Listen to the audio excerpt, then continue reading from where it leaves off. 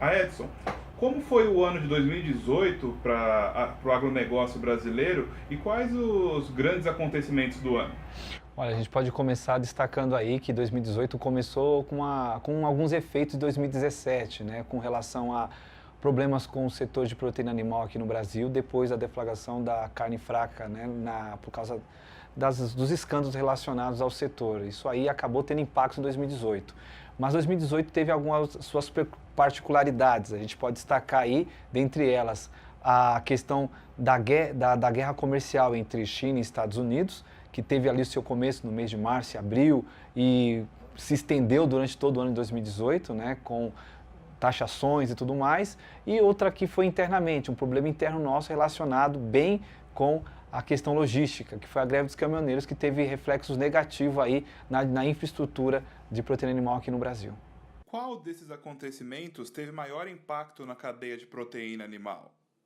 A gente pode começar exatamente com a questão relacionada à greve dos caminhoneiros. Tivemos vários problemas com abastecimento de indústrias frigoríficas, principalmente quando se fala no setor de avicultura e suinocultura, que tem uma dinâmica extremamente dependente da distribuição da matéria-prima para alimentação animal, né? Então, houve frigoríficos que teve que paralisar o abate de animais e até alguns sacrifícios, porque não conseguia alimentar ou fazer com que o produto, né, o milho, o farelo de soja, chegasse nas suas plantas frigoríficas para alimentar e fazer a terminação dos animais, ou mesmo o esgotamento, ou a formação de estoques, porque você não conseguia pegar esse produto no frigorífico e transportar ele para os modais logísticos, para atender o mercado externo ou até mesmo o mercado interno. Então, foi um momento muito de dificuldade que a cadeia de proteína animal enfrentou aqui no Brasil. Talvez a bovinocultura foi aquela que não ficou tão exposta a esses problemas, porque além de termos frigoríficos que possuem estrutura logística própria, né, a dinâmica de produção ela é um pouco mais independente e o relacionamento não é tão dependente das questões logísticas. Então, aliviou em partes, né, porque você também tem a questão relacionada a deslocar o produto da indústria e mandar para o porto para exportação. Tivemos ali algumas pontualidades, mas não chegou a ser tão severamente prejudicada como foi a cadeia de suinocultura e avicultura. Na cadeia de bovinocultura, aconteceu grandes oscilações de preço durante o ano? Olha, a gente teve um momento ali em que os produtores vivenciaram umas oscilações pontuais, alguns fatores negativos na formação do preço ao pago ao produtor, mas foi muito mais pela possibilidade de formação, pela sazonalidade do mercado, porque não tivemos grandes surpresas. Por exemplo, quando em 2017 você teve o problema de embargos relacionados à crise gerada pela carne fraca e ali a gente teve umas quedas de preço. Nesse ano você teve oscilações mais pontuais. O fato é que a oferta desse ano foi um pouco mais ajustada, né? E a demanda, principalmente para exportação, cresceu muito, mas as condições de preços de 2018 ao pecuarista foram de rentabilidade, garantiram boas margens ao pecuarista e foi um momento ali de capitalização do produtor. Agora entrando um pouco na área de agricultura, no mercado de soja, como que foram as movimentações nesse ano? Certo. O setor de soja ele foi muito mais influenciado pela guerra comercial entre China e Estados Unidos. O Brasil caminha aí para ter níveis de exportações recordes em função desse pleito China e Estados Unidos que não encontrou uma resolução muito breve, então se arrastou durante todo o ano de 2018. O Brasil acabou tendo exportações dilatadas e sua janela de exportação se estendeu para além do período típico, que seria mês de julho e agosto, se estendeu até novembro e está chegando agora em dezembro com grandes volumes de embarque, né? Então, a cadeia de soja, ela teve esse problema aí, porque ao mesmo tempo que você exporta muito grão, você acaba prejudicando o setor de processamento. Em compensação, a gente teve alguns efeitos negativos com a oferta de matéria-prima mais ajustada. Então, a cadeia de soja sofreu muito mais os efeitos da guerra, teve muito mais impactos da guerra comercial do que necessariamente aos efeitos aí relacionados à greve dos caminhoneiros. Talvez um reflexo desse problema foi que as comercializações antecipadas de soja foram retardadas por causa da possibilidade da implantação da tabela de frete. O tabulamento do frete, né, afetou a formação dos preços futuros. Isso travou um pouco a liquidez do mercado de soja para as vendas futuras, mas não chegou, digamos assim, a travar de forma mais severa e até prejudicar a formação, a operação, o andamento dos negócios, né?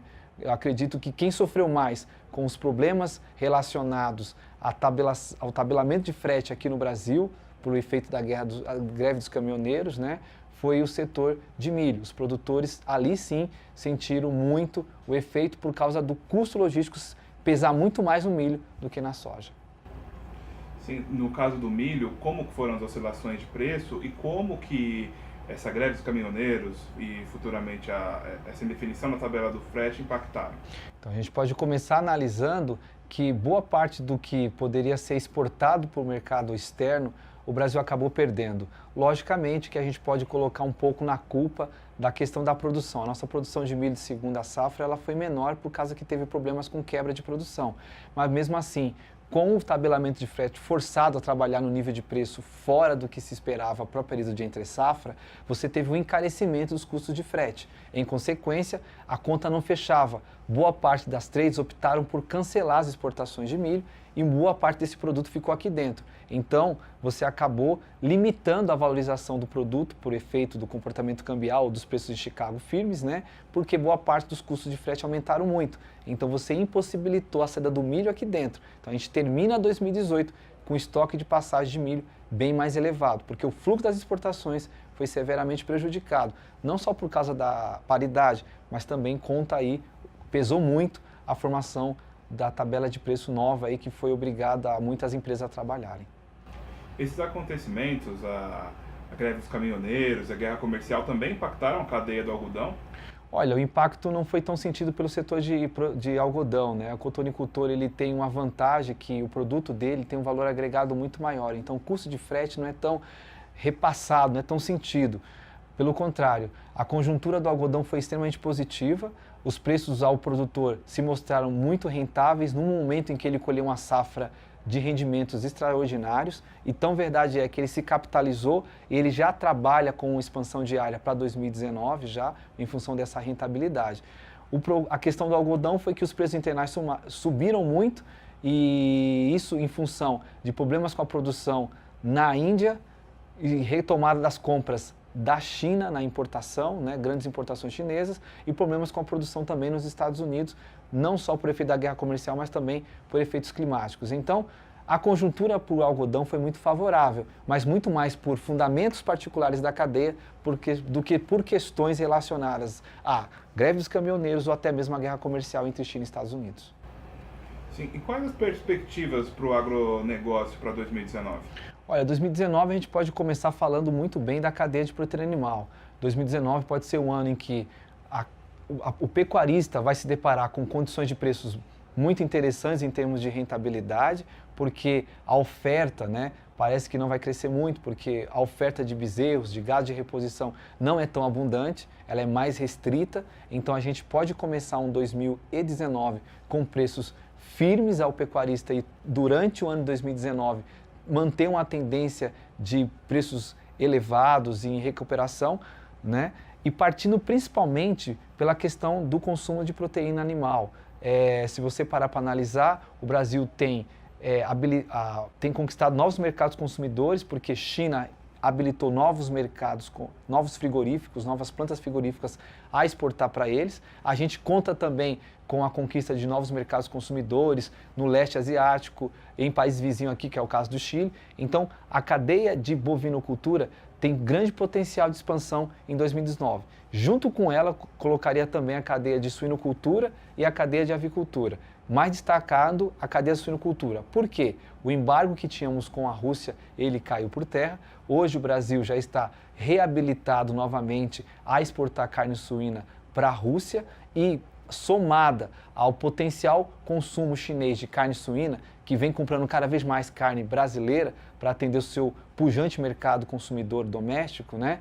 A gente tem ali um cenário muito de potencial, de rentabilidade para a suinocultura no Brasil em 2019. Fora que a gente tem que destacar que os custos de produção em 2019 devem estar mais baixos, principalmente quando se fala de ração animal. Os preços do milho e da soja, consequentemente o preço farelo, tendem a se mostrar um pouco mais fragilizados em 2019. Por quê? Por causa da produção abundante que apresenta-se no Brasil, na América do Sul como um todo, e o Brasil, né? E os grandes estoques de passagem nos Estados Unidos. Então, há uma chance do pecuarista, né, o suinocultor, bovinocultor e avicultor se depararem com custos de produções mais rentáveis por causa dessa fragilidade dos preços dos grãos. Então, é um cenário em que você tem uma demanda muito firme por carnes, exportações brasileiras pujantes e um cenário de custos mais baixos. Então, é uma junção de fatores que demonstram um cenário bem favorável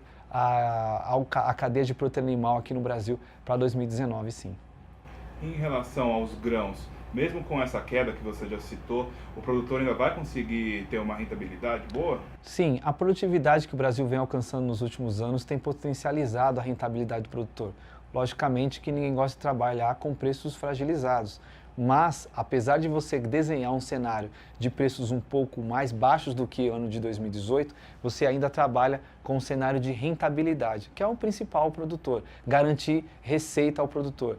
O planejamento da safra de grãos se deu de forma antecipada, então o produtor conseguiu fechar seu pacote tecnológico antes da valorização gigantesca dos custos com o insumo. Então, se ele planejou direitinho, ele pode se deparar com a rentabilidade melhor em 2019, mas com preços mais fragilizados, ou seja, a capitalização ela vai ser um pouco mais baixa do que foi 2018, mas não vai ter deixado de ganhar o grão, a soja, o milho, não vai deixar de oferecer margens relativamente boas ao produtor. É o que a gente acaba observando para 2019, para a cadeia de soja e cadeia de milho também.